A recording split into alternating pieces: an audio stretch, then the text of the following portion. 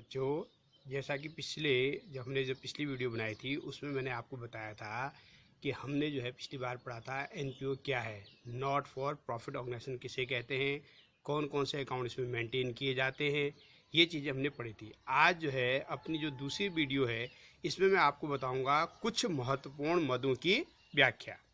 मतलब इसमें क्या है, कुछ इम्पोर्टेंट जो कंसेप्ट हैं, आइटम्स हैं, इन आइटम्स को जो है एक्सप्लेन किया जाएगा आज कि ये आइटम्स कौन कौन सी हैं। इसमें सबसे पहले आता है हमारा चंदा, जिसे हम कहते हैं सब्सक्रिप्शन। चंदा या सब्सक्रिप्शन। अच्छा बच्चों, चंदा क्या होता है, सब्सक्रिप्शन किसे कहते हैं? किसी भी संस्था को, कोई भी जो संस्था होती है उसके सदस्यों को उस चंदा के में जो जो जो उसके सदस्य होते हैं वो सदस्य उस संस्था को चंदा देते हैं और ये चंदा वार्षिक आधार पर दिया जाता है। तो चंदा जो होता है, सब्सक्रिप्शन जो होता है, वो क्या होती है, वो किसी भी संस्था की इनकम होती है। इसलिए हम इसको जो है अपने इनकम एंड एक्सपेंडिचर अकाउंट के इनकम साइड में दिखाते हैं। जो हमारा इनकम एंड एक्सपेंडिचर अकाउंट होता है ना बच्चों, उसके हम कहाँ दिखाते हैं? इनकम साइड में दिखाते हैं। अच्छा, इसमें सबसे इंपॉर्टेंट चीज़ क्या होती है कि ड्यूरिंग द ईयर सब्सक्रिप्शन जो है उस साल के लिए टोटल सब्सक्रिप्शन कितना है, जिस साल का हम बना रहे हैं ना उस साल के लिए इसमें समय सब्सक्रिप्शन चाहिए कि एक साल में उस साल का, जिस साल सपोज हम 2016-17 का बना रहे हैं, हमारा फाइनेंशियल ईयर है 1 अप्रैल 2016 से 31 मार्च 2017। तो हमने क्या करना है कि सब्सक्रिप्शन मैथ में ये देखना है कि 1 अप्रैल 2016 से 31 मार्च 2017 तक कितना चंदा उस साल का हमारा था। इसको बेटा सब्सक्रिप्शन निकालने के लिए हम इसको फॉर्मेट, इसका जो बनता है, या तो हम स्टेटमेंट भी बना सकते हैं और या अकाउंट के फॉर्मेट भी ले सकते हैं। मैंने ये स्टेटमेंट बनाया हुआ है बच्चों, इसको देखो सब्सक्रिप्शन कैसे करके निकालते हैं। कैसे निकालना है आपने, ये क्रेडिट साइड की कैलकुलेशन आपकी। इसमें लिख दिया subscription receive during the year, साल में हमें कितना चंदा मिला, इस चंदे में ऐड करेंगे subscription outstanding at end of year, साल के अंत में जो चंदा अद्यत था, जो हमें मिलना था। ऐड करेंगे ओपनिंग एडवांस या प्रीपेड भी कहते हैं इसको, ठीक है ना बेटा, इन तीनों को ऐड कर दिया। लेस करेंगे subscription outstanding at the beginning of the year, साल के शुरू में कितना जो है हमारा आउटस्टैंडिंग सब्सक्रिप्शन वो लेस कर देंगे। लेस करने के लिए आपको जो है ब्रैकेट के अंदर अमाउंट को लिख देंगे तो लेस हो जाता है वो, लेस का, ठीक है ना। फिर दूसरा लेस करेंगे subscription received in advance at end of the year, साल के लास्ट में एडवांस कितना मिला, और इस तरह से हम निकाल देंगे subscription credited in income and expenditure account कि जो है उस साल जो है हमारे इनकम एंड एक्सपेंडिचर अकाउंट के क्रेडिट साइड में कितना सब्सक्रिप्शन आएगा। तो क्या बताया मैंने कहा सब्सक्रिप्शन की जो कैलकुलेशन होती है बेटा, इसका एक क्वेश्चन भी आता है एग्जाम में, कभी कभी इसका एक कंप्लीट क्वेश्चन आता है 3 नंबर के में, है ना। तो सब्सक्रिप्शन कैसे करके निकालेंगे सुनो।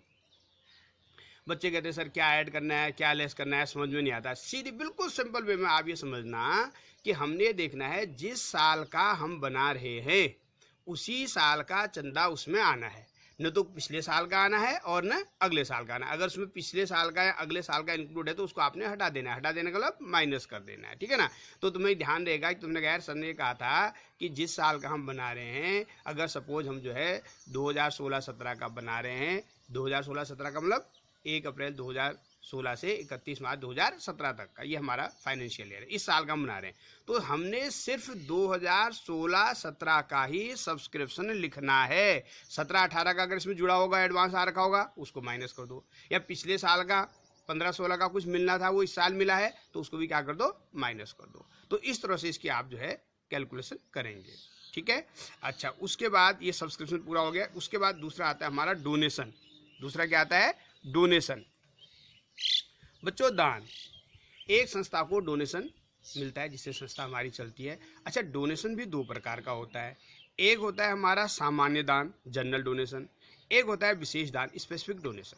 2 तरह का दान होगा, सामान्य और विशेष। सामान्य दान बेटा, संस्था को जो दान मिलता है बार बार मिलता रहता है, ठीक है ना, तो ये रिकरिंग टाइप का होता है, इसलिए जो है सामान्य दान को हम क्या करते हैं, इसको हम इनकम एंड एक्सपेंडिचर अकाउंट के क्रेडिट साइड में लिख देते हैं, हमारी इनकम होती है सामान्य दान। और विशेष दान जो होता है ये होता है स्पेसिफिक दान, विशेष दान, स्पेसिफिक डोनेशन। ये किसी विशेष पर्पज के लिए दिया जाता है, जैसे बिल्डिंग बनाने के लिए दे दिया हमने, बिल्डिंग फंड के लिए डोनेट कर दिया, तो उसका यूज सिर्फ बिल्डिंग को बनाने में ही किया जाएगा। या स्विमिंग पूल बनाने के लिए दे दिया, या पवेलियन ग्राउंड बनाने के लिए दे दिया, खेल का मैदान बनाने के लिए दिया। तो ये जो विशेष दान जो होते हैं, विशेष दान जो होता है क्योंकि हमने वो विशेष उसी पर्पज में खर्च करना है, वो हमारा दायित्व होता है, ठीक है ना। तो दायित्व जब होगा तो इसको हम क्या करेंगे, इसको हम जो है बैलेंस शीट की लायबिलिटी साइड में दिखाएंगे। तो बच्चों डोनेशन कितने प्रकार का हो गया, दो, एक सामान्य और एक विशेष। सामान्य दान ये हमारा इनकम एक्सपेंडिचर अकाउंट के क्रेडिट साइड में आ जाएगा, और विशेष दान जो होता है ये हमारी बैलेंस शीट के लायबिलिटीज में आ जाएगा। क्लियर हो गया इतनी बात। अच्छा, वैसे तो एग्जाम में कई बार दिया रहता है कि भाई डोनेशन का इस तरह से ये कई बार जो है सामान्य दान के लिए लिखा रहता है कि इसको पूंजीकृत करो या नहीं करो। अगर कुछ नहीं लिखा है तो आप सामान्य दान को आयगत मानेंगे, और विशेष दान जो है डोनेशन फंड जो होता है विशेष दान, उसको आप इसमें लिखेंगे लायबिलिटी साइड में लिखेंगे बैलेंस शीट में। ठीक हो गया। इसके बाद आता है आपकी लीगेसी, वसीयत। वसीयत भी जो है ये हमारी बैलेंस शीट की लायबिलिटी साइड में आता है, ठीक है ना। तो वसीयत जो है अपना जो है जब किसी कोई मृत आदमी होता है अपनी वसीयत लिख के चला जाता है ना, तो वसीयत के हिसाब से जो है संस्था को पैसा मिलता है, तो वो जो है बैलेंस शीट की लायबिलिटी साइड में आएगा, लीगेसी में। फिर आता है लीगेसीज के बाद फिर आएगा हमारा प्रवेश शुल्क, एंट्रेंस फी, प्रवेश शुल्क। बच्चों प्रवेश शुल्क जो होता है, जब कोई भी मेंबर किसी संस्था में प्रवेश लेता है तो उसको प्रवेश शुल्क पे करना पड़ता है। और वैसे तो कई लोग ये कहते हैं कि प्रवेश शुल्क तो एक बार देना पड़ता है, लेकिन संस्था को तो प्रवेश शुल्क बार बार सदस्यों के द्वारा प्राप्त होता है। इसलिए हम क्या करते हैं कि प्रवेश शुल्क को भी अपने इनकम एंड एक्सपेंडिचर अकाउंट के क्रेडिट साइड में लिखते हैं, ये हमारी इनकम होती है, ठीक है ना। तो कई बार प्रवेश शुल्क के लिए नीचे एडजस्टमेंट लिखा रहता है कि 50% आप कैपिटलाइज करो, 50% आप जो है रेवेन्यू में देखो। तो अगर उस तरह से लिखा है तब तो ठीक है, 50% को आप जो है इनकम एक्सपेंडिचर के क्रेडिट में लिख दोगे और 50% को लायबिलिटीज में लिख दोगे।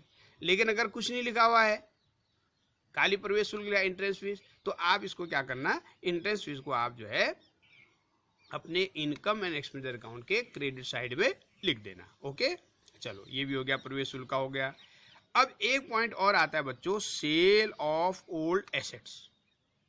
Cell of old assets. अब सेल ऑफ ओल्ड एसेट में क्या होता है, पुरानी संपत्तियों की बिक्री। इसमें ऐसा करना है बच्चों, ये ध्यान रखना है। इसमें कई बार बच्चे जो उसकी सेल का अमाउंट होता है ना, जैसे सपोज एक फर्नीचर है, ठीक, उसके जो लागत थी वो थी कितनी थी, 400 रुपये उसकी लागत थी। उसकी कॉस्ट जो थी, फर्नीचर की जो कॉस्ट थी, कॉस्ट, इसकी जो कॉस्ट थी, कॉस्ट 400 रुपये थी। और हमने क्या किया बच्चों, हमने इसको 250 रुपये में सेल कर दिया। कितने में सेल कर दिया, इसको हमने 250 रुपये में सेल कर दिया। तो 400 रुपये के फर्नीचर को हमने 250 रुपये में सेल कर दिया। अच्छा, तो हमें प्रॉफिट हुआ या लॉस हुआ, लॉस हुआ ना। कितने का हुआ, 150 का। कितने का लॉस हुआ, हमें लॉस हुआ 150 रुपये का, ठीक है। तो 150 रुपये का जो ये लॉस है, इस लॉस को हम अपने इनकम एंड एक्सपेंडिचर के एक्सपेंडिचर साइड में दिखाएंगे, loss on sale of furniture 150। मतलब हमने जो है जो 250 रुपये का सेल है ये वाला नहीं दिखाना है इनकम साइड में, हमने जो नुकसान हुआ एक्चुअली में, क्योंकि 400 रुपये का सामान था, हमने उसको 250 में बेच दिया उस एसेट्स को, और एसेट्स को 250 में बेचने पर 150 रुपये का हमें क्या हुआ, लॉस हुआ। तो प्रॉफिट या लॉस का अमाउंट जो होता है वो इनकम एंड एक्सपेंडिचर अकाउंट में आता है। क्लियर होगी बात। अगर सपोज इसको जो है 400 की चीज़ को हम 500 में बेच देते तो 100 रुपये का प्रॉफिट होता, तो इनकम साइड में आ जाता, profit on sale of asset करके 100 रुपये आ जाता। तो ये ध्यान रखना है कि जब पुरानी एसेट्स को बेचा जाएगा, पुरानी एसेट्स को बेचने पर होने वाला प्रॉफिट या लॉस हमारे किस में आता है, इनकम एंड एक्सपेंडिचर अकाउंट में आता है, ठीक।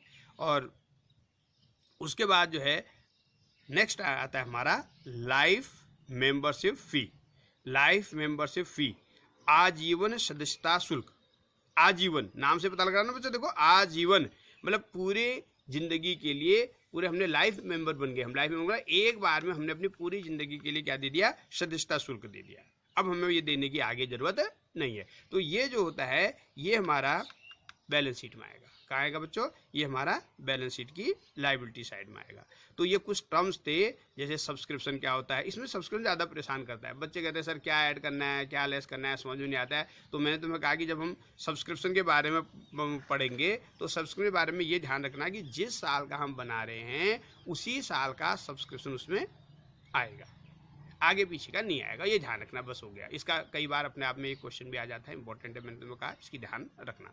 दूसरा आता है हमारा डोनेशन। डोनेशन हमने कहा दो तरह का होता है, एक हमारा जो है जनरल डोनेशन हो गया, एक स्पेसिफिक डोनेशन। जनरल डोनेशन हमें बार बार मिल जाता है, इसके लिए ये नहीं होता कि इस डोनेशन को कहाँ पर, इसके लिए स्पेसिफिक पर्पज़ नहीं दिया होता है तो हम इसको जो है इनकम एंड एक्सपेंडिचर अकाउंट डाल देते हैं। विशेष दान जो होता है ये स्पेसिफिक पर्पज़ के लिए दिया हुआ दान होता है कि, तो ये विशेष दान जो होता है ये हमारी लायबिलिटी साइड में आता है।